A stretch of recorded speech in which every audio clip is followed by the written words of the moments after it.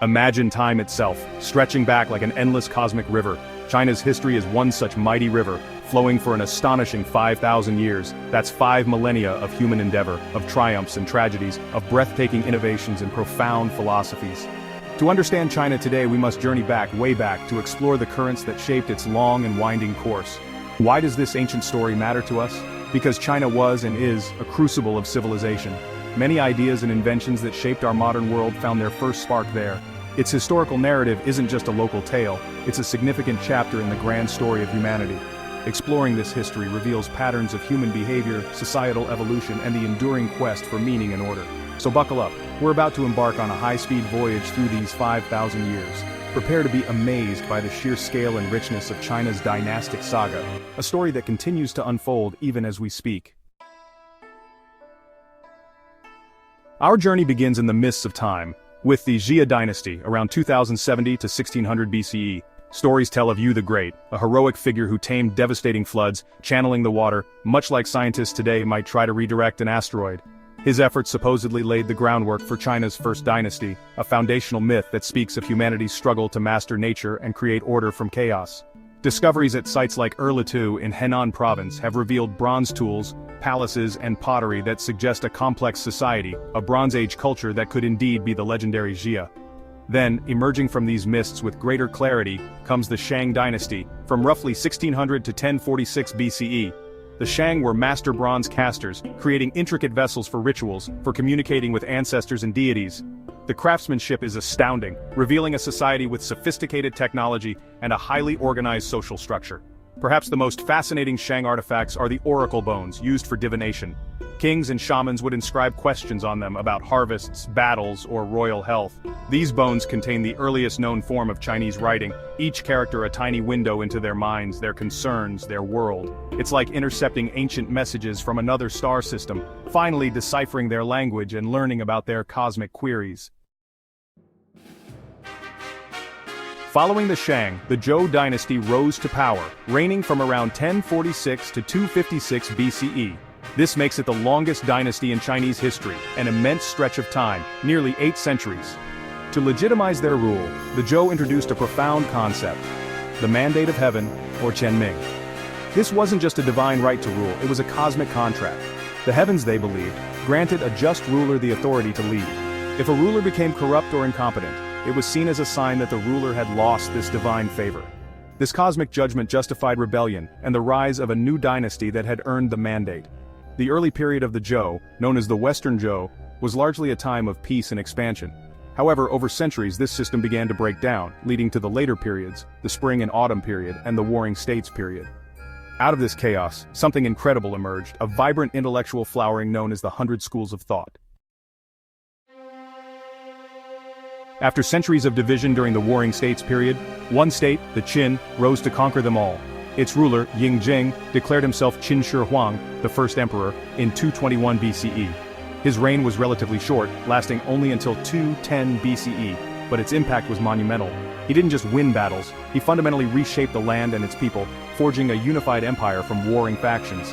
Qin Shi Huang implemented sweeping reforms based on legalist principles, which emphasized strict laws and harsh punishments to maintain order.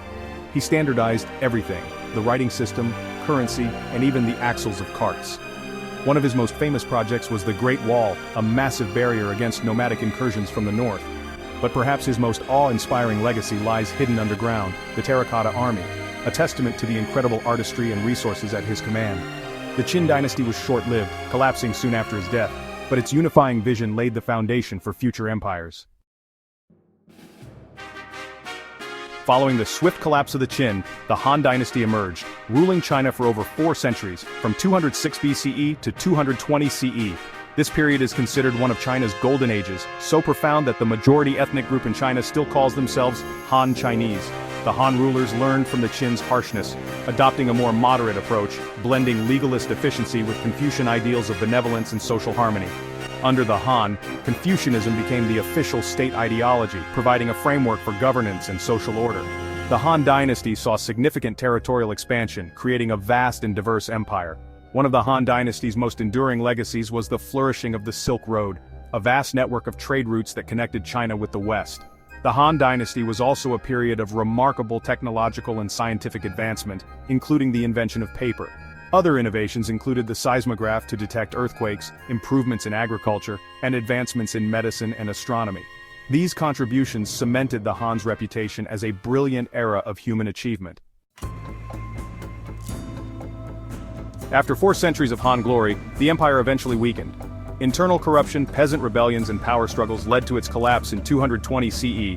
What followed was a period of division and conflict known as the Three Kingdoms, from 220 to 280 CE. The land fractured into 3 rival states, Wei, Shu, and Wu. The Three Kingdoms period eventually gave way to a brief and troubled reunification under the Qin Dynasty, from 266 to 420 CE. After nearly 4 centuries of fragmentation, a new power rose to reunite China, the Sui Dynasty, from 581 to 618 CE. The Sui emperors re-centralized power, reformed the legal system, and strengthened the military. The Sui Dynasty's most monumental achievement was the construction of the Grand Canal, linking the Yellow River in the north with the Yangtze River in the south. Though its construction involved immense human cost and contributed to the Sui's downfall, the Grand Canal remains a testament to their vision and ambition. Following the Sui's reunification, the Tang Dynasty, from 618 to 907 CE, ushered in another glorious golden age for China. This era is often celebrated for its cultural vibrancy, its openness to foreign ideas, and its immense territorial reach. Under the Tang, poetry reached an unprecedented peak, with figures like Li Bai and Du Fu becoming legendary.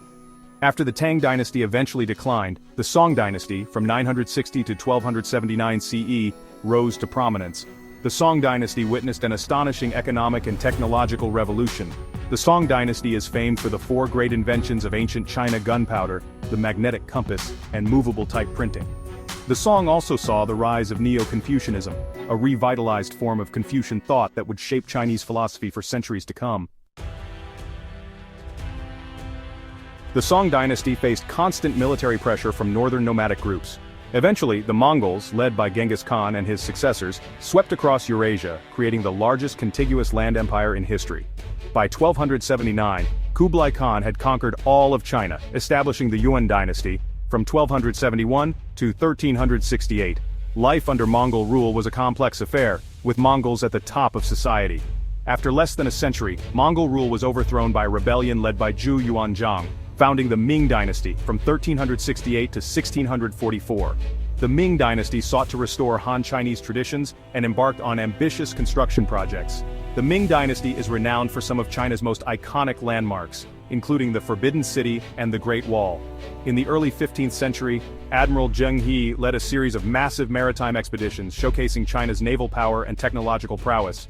These voyages showcased China's naval power and technological prowess, though later Ming emperors adopted a more isolationist policy. The Ming Dynasty eventually succumbed to internal decay and external threats. From the northeast, the Manchus seized power, establishing the Qing Dynasty from 1644 to 1912. The early Qing rulers were skilled administrators and warriors, expanding the empire to its greatest extent. However, by the late 18th and 19th centuries, the Qing Dynasty faced mounting challenges. Internal pressures such as corruption and peasant rebellions weakened the state. Increasing contact and conflict with Western powers began to erode China's sovereignty. The 19th century was a period of humiliation and struggle for the Qing. Defeats in the Opium Wars forced China to cede territory and open ports to foreign trade under unequal treaties. Finally, in 1911, an uprising led to the abdication of the last emperor, bringing an end to over 2,000 years of imperial rule in China. Reflecting on these 5 millennia, we see a civilization of incredible resilience and continuity, with each dynasty contributing to the vast tapestry of Chinese culture, philosophy, and identity.